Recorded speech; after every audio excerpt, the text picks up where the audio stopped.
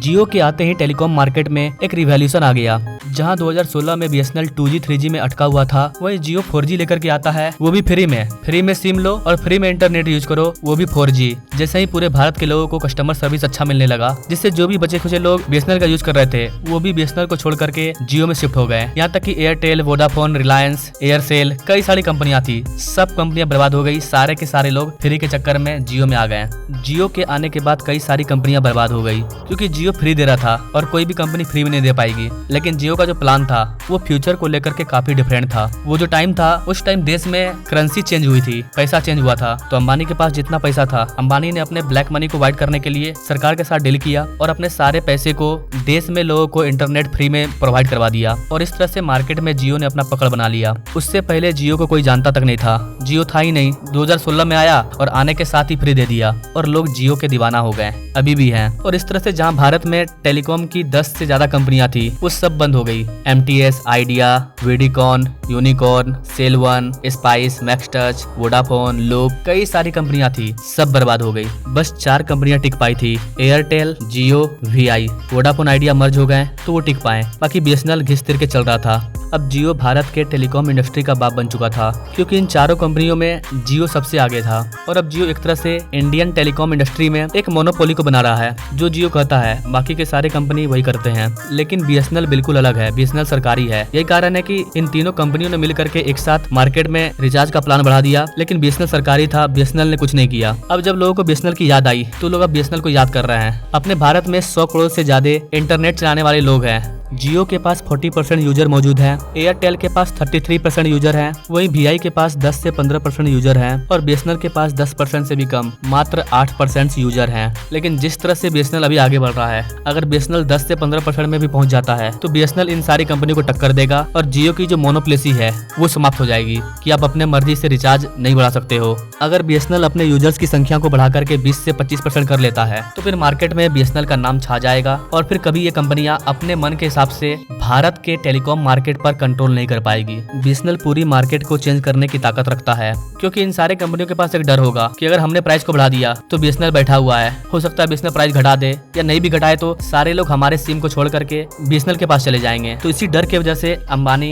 या जो भी एयरटेल, वीआई कंपनी है, वो अपने प्राइस को दाम नहीं बढ़ाएंगे और सस्ते दामों में ही लोगों को इंटरनेट मिलेगा, कॉलिंग मिलेगा। तो ये मौका है बीएसएनएल को आगे बढ़ाने का, तभी इन दिग्गज कंपनियों के मोनोपोली को खत्म किया जा सकता है। और सवाल आता है कि बीएसएनएल बाउंस बैक कैसे करेगा, बीएसएनएल कैसे आगे बढ़ेगा। तो गाइस, आपको बता दें कि लोग भले ही बीएसएनएल पर विश्वास नहीं करते हैं, लेकिन लोग टाटा पर काफी ज्यादा विश्वास करते हैं। और अब बीएसएनएल और टाटा के बीच में एक पार्टनरशिप हो चुकी है। इसके अलावा एट प्रेजेंट टाइम बीएसएनएल के साथ भारत सरकार भी खड़ी है। भारत सरकार ने एमटीएनएल को भी बीएसएनएल में मर्ज करवा दिया है। एक रिपोर्ट के अकॉर्डिंग प्राइम मिनिस्टर मोदी ने बीएसएनएल को बचाने के लिए 1.6 लाख करोड़ रुपया खर्च किया है।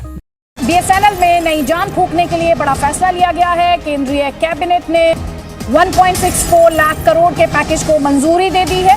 बीएसएनएल के अपग्रेडेशन को कैबिनेट की मंजूरी मिल गई है। ये बड़ी खबर आपको बता रहे हैं। बीएसएनएल की 4G सर्विस को अपग्रेड करने की तैयारी है। अपग्रेडेशन के लिए 1.64 लाख करोड़ की मंजूरी दे दी गई। जब जियो आया था तो बीएसएनएल पूरी तरह से डूब गई थी। लोगों को लग रहा था कि अब बीएसएनएल को बंद कर देना चाहिए, कोई फायदा नहीं हो रहा है, कंपनी घाटे में चल रही है। लेकिन भारत सरकार ने पैसा दिया, बोला नहीं, बीएसएनएल सरकारी कंपनी है, इसे हम बंद नहीं करेंगे।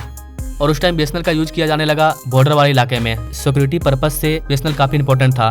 जितने भी सरकारी संस्थाएं थी वहां पर बीएसएनएल का यूज किया जा रहा था, क्योंकि इसका सारा कंट्रोलिंग पावर सरकार के पास था। तो ऐसा नहीं है कि सरकार ने बीएसएनएल को डुबाने का काम किया है, सरकार ने बीएसएनएल को बचा करके रखा है। इसके अलावा सरकार को मार्केट में, भारत में इंटरनेट को फ्री करवाना था, इंटरनेट की स्पीड को बढ़ाना था। यही कारण है कि सरकार ने प्राइवेट कंपनी को मौका दिया और प्राइवेट कंपनी ने फ्री दे करके भारत को आज 4G और 5G दिया। लेकिन सरकार ने बीएसएनएल को बंद नहीं किया, बीएसएनएल अभी भी चल रहा है। और अब टाइम है बीएसएनएल को आगे बढ़ाने का। अपने भारत की जो नीति आयोग है, उन्होंने सरकार को कहा था कि आप बीएसएनएल को बंद कर दीजिए, इससे सरकार को घाटा हो रहा है। लेकिन प्राइम मिनिस्टर मोदी का डिसीजन बिल्कुल अलग था, उन्होंने बीएसएनएल को बंद नहीं किया और सरकार का यही डिसीजन आज रंग ला रहा है। जब इन तीनों कंपनियों ने अपना पैसा बढ़ाया तो लोगों की एक ही उम्मीद है, बीएसएनएल। तो अब जाकर के बीएसएनएल को काफी ज्यादा सपोर्ट मिल रहा है और चारों तरफ से सपोर्ट मिल रहा है। बीएसएनएल का प्लान है कि वो जल्दी पूरे भारत में 3500 न्यू 4G टावर को इंस्टॉल करेंगे। इस प्रकार बीएसएनएल की भारत में टोटल टावर की संख्या 20,000 के पार हो जाएगी। इस प्रकार पूरे देश को बीएसएनएल का 4G टावर मिल जाएगा। इसके अलावा इन्फॉर्मेशन टेक्नोलॉजी मिनिस्टर अश्विनी वैष्णव का कहना है कि आने वाले 1-2 सालों में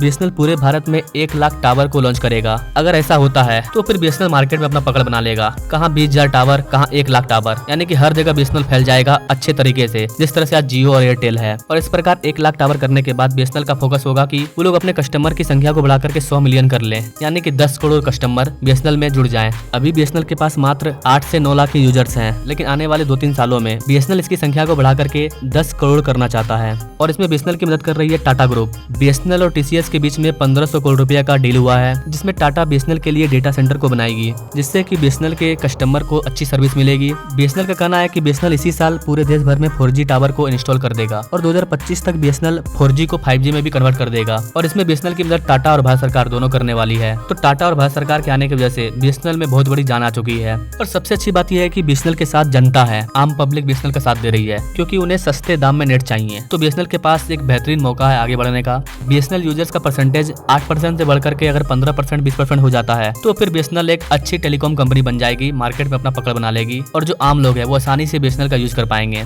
बाकी गाइस, आपको क्या लगता है, क्या BSNL आगे बढ़ पाएगा? क्या BSNL के कस्टमर की संख्या 8% से बढ़ करके 15 से 16% हो पाएगी? क्या सोचते गाइस आप इन सारी चीजों के बारे में कमेंट जरूर करें और ऐसे ही लेटेस्ट अपडेट के लिए हमारे चैनल से जरूर जुड़े। Now thanks for watching. मिलेंगे अगले वीडियो में एक नई जानकारी के साथ, तब तक के लिए जय हिंद।